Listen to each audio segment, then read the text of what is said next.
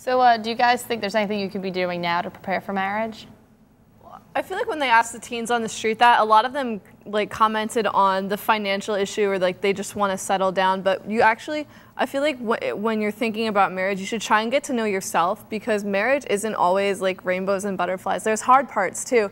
And you need to know yourself and know how, like what you're like as a person in order to help get through the hard times with your future spouse. Yeah, going off of that, you need to like learn to love yourself and accept yourself before you can love someone else and accept someone else. You should also figure out who you're compatible with, who you know you work best with, who you can cooperate with.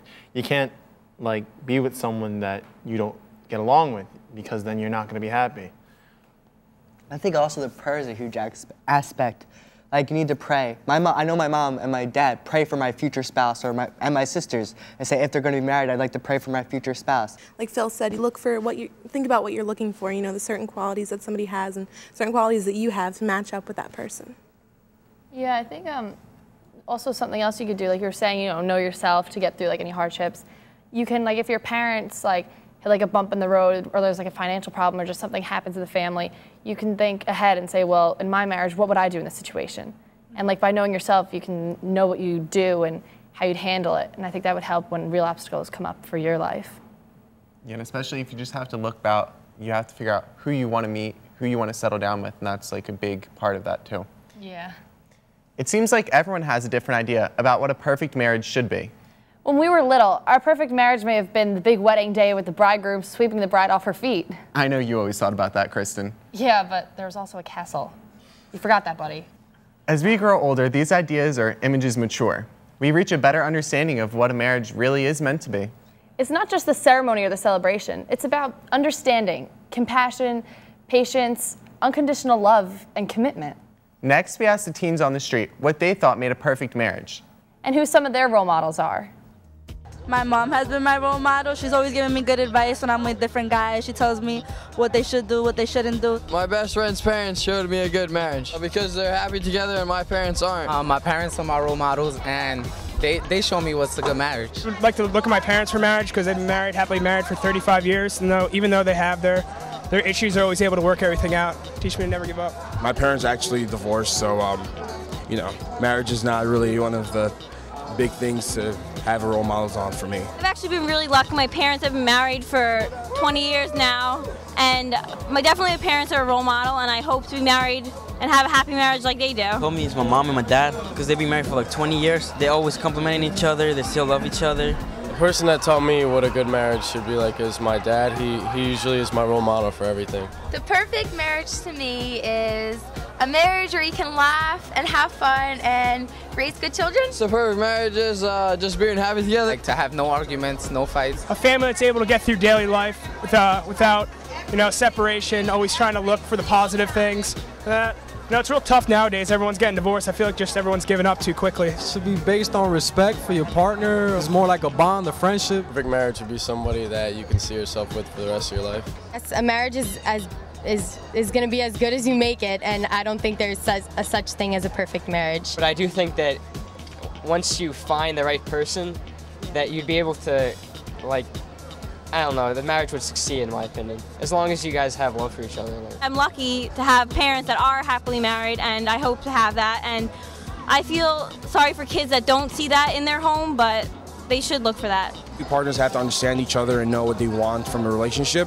See, some people have like 50 years anniversary. They have kids, grandkids, great-grandkids, and it's an awesome thing. But it's something nowadays, especially, is really harder to have couples who last long, like the very last 2 years. Watching other married couples as they cope with the everyday life, joys, and struggles can help us to understand marriage. Part of preparing for our own marriage is watching and learning from those marriages that put God and family first, marriages that weather the storms. Next, Danny and Alma tell us about the importance of having God between them. And who their marriage role models are. What I imagine a happy marriage is where we can both find middle ground with everything, because that's one of the biggest struggles, I think, with in a relationship. You're two different people. You know, I don't like shopping, like for shoes or something. I'll still go. I might struggle walk into the mall with her. But it's because I love her. And it's something that I like to do, but she doesn't. It's the same thing. And I see that as being real love. There's times where, you know, I'm really upset with her, or she's, you know, more of the time she's more upset with me usually. But we always grow together more and more. And if there wasn't God in between us, it would make things so much harder. And I think that's a huge part of a successful relationship. My grandparents have been married for 58 years. It is such a treat when Alma and I go over to my grandparents to watch them.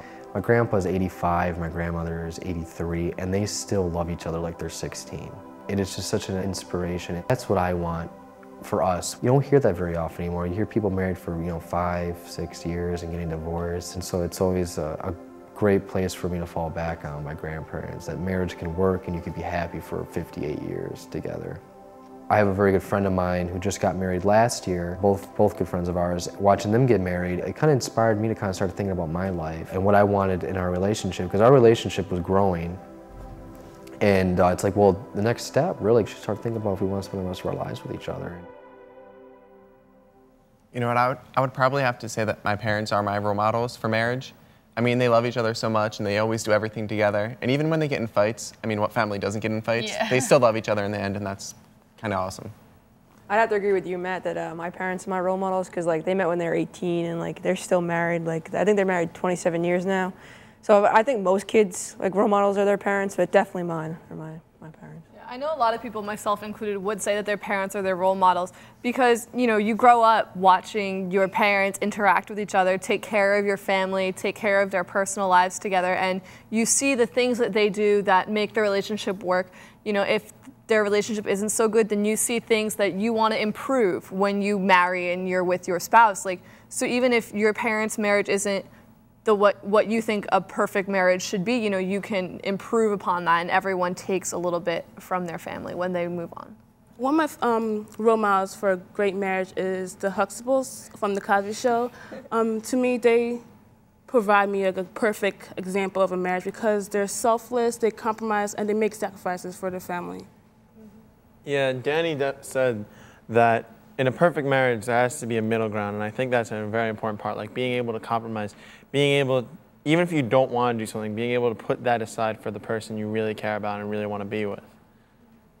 My parents are my role models. They fight sometimes, but at the end of the day, they love each other and they're really committed to each other. Those are all good comments and suggestions for people who have parents, but what about for, like, if your parents were divorced? Well, actually, like, one of my friends, her parents, you know, had a rough divorce.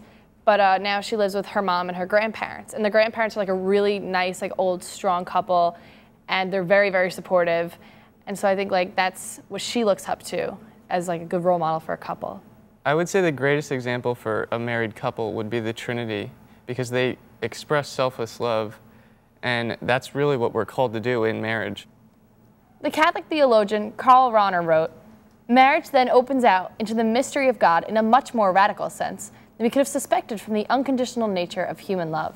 Marriage is a way to understand more about God by giving oneself to another person. Marriage is often the best part of life, but it also takes a lot of work to maintain. Married people should never expect their partners to be perfect. There's no such thing as a perfect marriage, perfect wife, perfect husband, or perfect family. So what does our faith teach us about marriage? That's what we happen to ask the teens on the street. Let's check it out. It teaches me that it's something that you have to be committed to, and you can't just jump in it for any other reason besides love. Trustworthy and nice to each other. Marriage is between two people who love each other. Marriage should be, you know, respected and treasured. There's more to it than just liking a person, than just loving them. My faith teaches me to be no premarital sex, you know, and to treat a girl right. They shouldn't be, you know, taken upon as property, and they should have just as much respect for them as that I do for my friends. My faith basically teaches me that like marriage is a sacred bond between like two people, a man and a woman.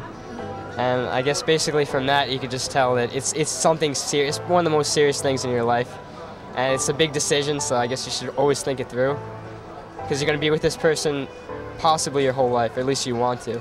How do you think prayer can help to build and keep a couple strong in their marriage? Because if they have problems, maybe they could feel that they could talk to God and God could help them with their problems. Prayer keeps a couple closer together, and they have a strong religious view with each other, so that's always good.